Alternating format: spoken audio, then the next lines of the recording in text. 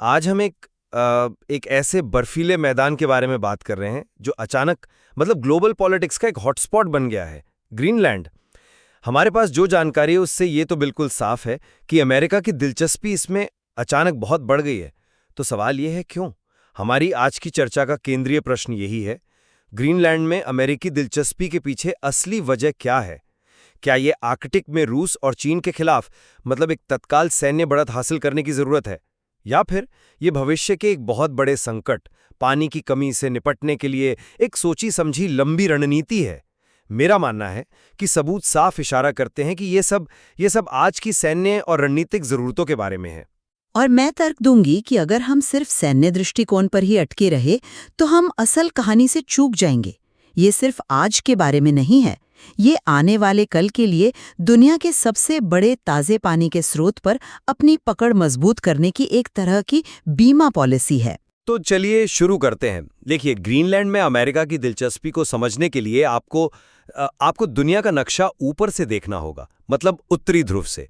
जब आप ऐसा करते हैं तो ग्रीनलैंड अमेरिका, रूस और यूरोप के बीच में एक विशाल न डूबने वाले एयरक्राफ्ट कैरियर जैसा दिखता है।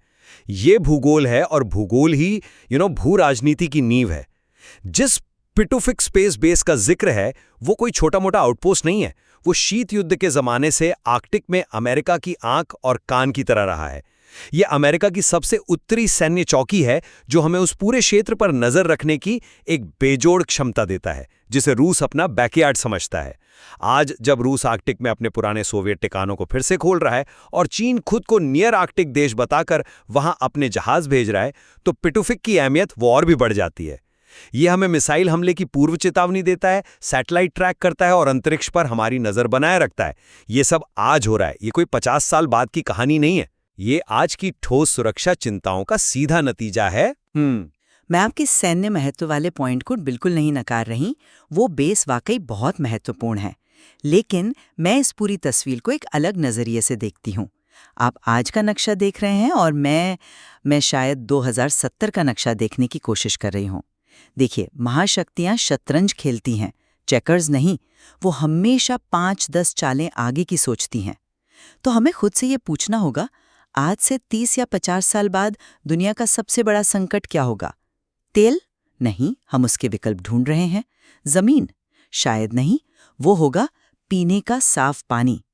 और उस शतरंज की बिसात पर ग्रीनलैंड की बर्फीली चादर, जो दुनिया का सबसे बड़ा ताजे पानी का भंडार है, वो सिर्फ एक सैन्य चौकी नहीं बल्कि भविष्य के लिए एक लॉन्ग टर्म इंश्योरेंस पॉलिसी है। सैन्य उपस्थिति वो तो उस लक्ष्य को हासिल करने का एक जरिया है, उस क्षेत्र में स्थायी रूप से अपना पैर जमाने का एक बहाना।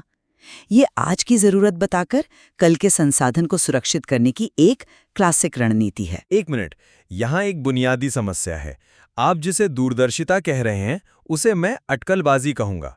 नीतियां हकीकत पर बनती हैं, भविष्यवाणियों पर नहीं। और आज की हकीकत क्या है? रूसी परमाणु पनडुब्बियां आर्कटिक की बर्फ के नीचे चुपचाप गश्त लगा रही हैं। चीनी आइस ब्रेकर जहाज उन समुद्री मार्गों का नक्शा बना रहे हैं जो बर्फ पिघलने से खुल रहे हैं। ये ठोस खतरे हैं। और आप अमेरिकी कांग्रेस को ये कैसे बेचेंगे कि हमें 50 साल बाद पानी की जरूरत पड़ सकती है, इसलिए आज पिटुफिक बेस के अपग्रेड पर $2 बिलियन खर्च करने हैं? कोई नहीं मानेगा। लेकिन अगर आप कहें रूस की हाइपरसोनिक मिसाइलें उत्तरी ध्रुव के ऊपर से आ सकती हैं और हमें उन्हें ट्रैक करने की जरूरत है, तो आपको तुरंत बजट मिल जाएगा। राजनीति वो ऐसी कदम करती है। ये एक आकर्षक तर्क है, लेकिन आप महाशक्तियों की सोच को कम आंक रही हैं। वे सिर्फ प्रतिक्रिया नहीं करती, वे भविष्य को आकार देती हैं। आपने तेल की बात की, चलिए इतिहास से एक उदाहरण लेते हैं। 19वीं सदी के अंत में जब ब्रिटिशों ने मध्य पूर्व में तेल के कुओं पर नियंत्रण करना शुरू किया, तब दुनिया में कुछ हजार कारें भी नहीं थी। उस वक्त कोयला राजा था। कई लोगों ने इसे पागलपन कहा होगा, लेकिन उन्होंने इसे भविष्य के ईंधन के लिए सुरक्षित किया। क्या वो अटकलें थी? नहीं, वो दूरदर्शिता थी। तकनीक का अभाव, यानी उस पानी को निकालने और ट्रांसपोर्ट करने की तकनीक का आज न होना, उस संसाधन के रणनीतिक महत्व को जरा भी कम नहीं करता। ये संकट आने से पहले उस पर अपना दावा मजबूत करने की कोशिश है। सैन्य उपस्थिति इसी लंबी योजना को साधने का एक बहुत ही सुविधाजनक सार्वजनिक चेहरा है। ठीक है, मैं आपकी ऐतिहासिक मिसाल की सराहना करता हूं, लेकिन मैं इसे एक अलग तरीके से देखता हूं।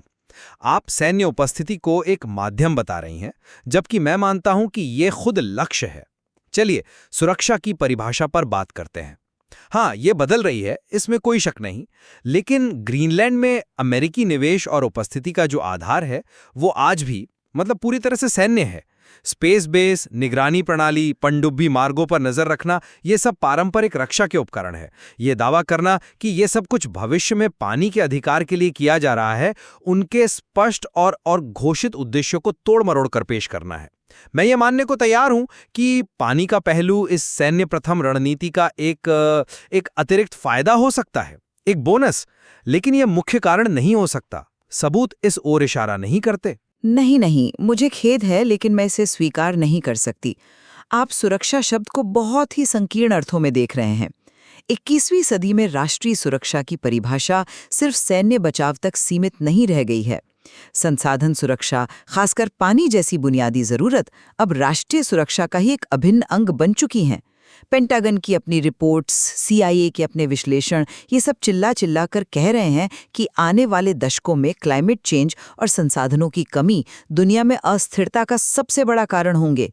जब आपकी अपनी खुफिया एजेंसियां कह रही हैं कि भविष्य में पानी को लेकर युद्ध हो सकते हैं, तो क्या ये मानना इतना मुश्किल है कि विदेश नीति बनाने वाले इस पर ध्यान नहीं दे रहे होंगे?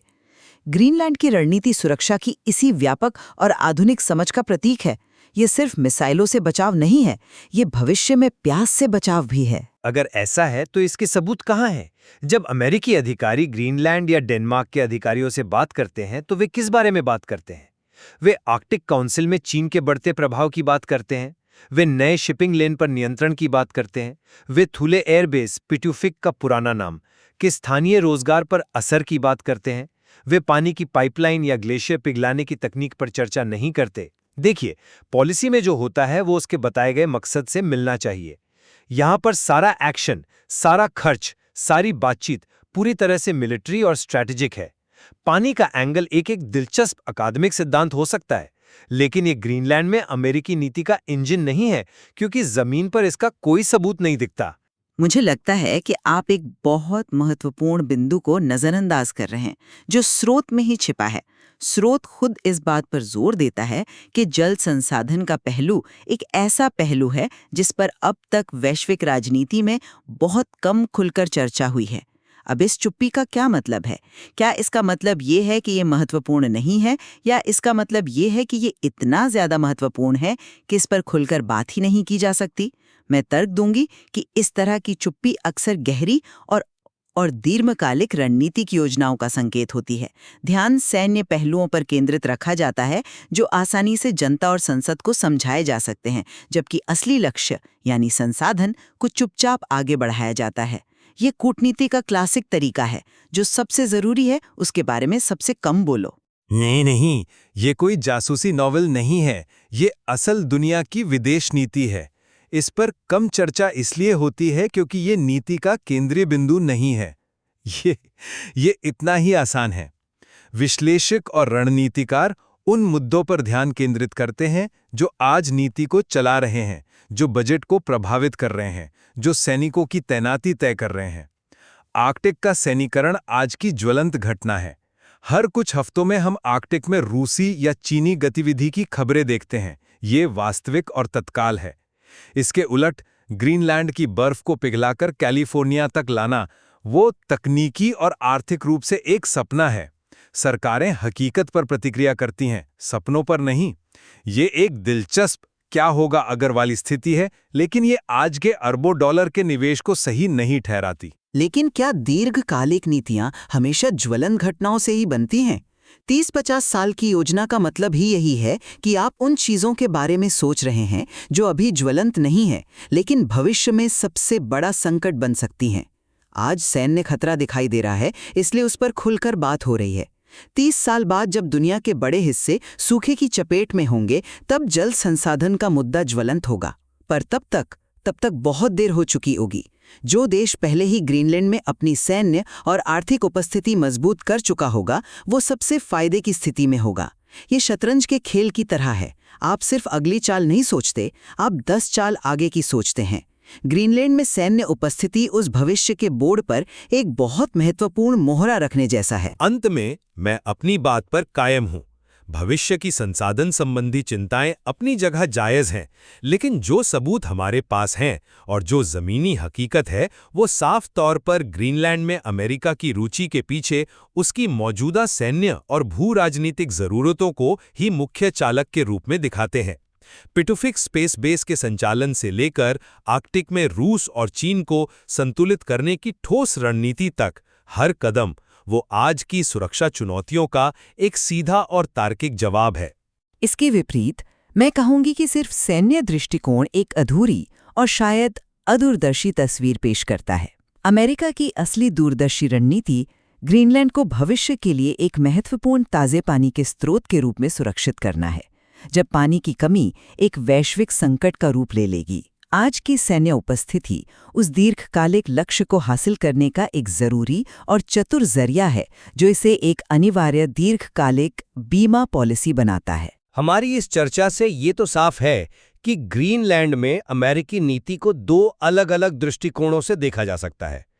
आज की तत्काल सैन्य जरूरतें बनाम कल की अस्तित्व की चुनौतियों के लिए रणनीतिक दूरदर्शिता, और जो स्रोत सामग्री है वो दोनों ही तर्कों के लिए मजबूत आधार देती है। बिल्कुल, और शायद सच इन दोनों के बीच में कहीं है। हो सकता है कि ये एक ऐसी रणनीति हो जिसमें आज की सैन्य जरूरतें वो कल के संसाधन पर कब्जे का रास्ता तैयार कर रही हों। ये बहस इस बात को भी उजागर करती है कि अंतर्राष्ट्रीय संबंधों में कारण अक्सर बहुस्तरीय होते हैं, और जो सतह पर दिखाई देता है वो हमेशा पूरी कहानी नहीं होती। इस विषय में निश्चित रूप से और भी बहुत कुछ जानने और समझने के लिए है।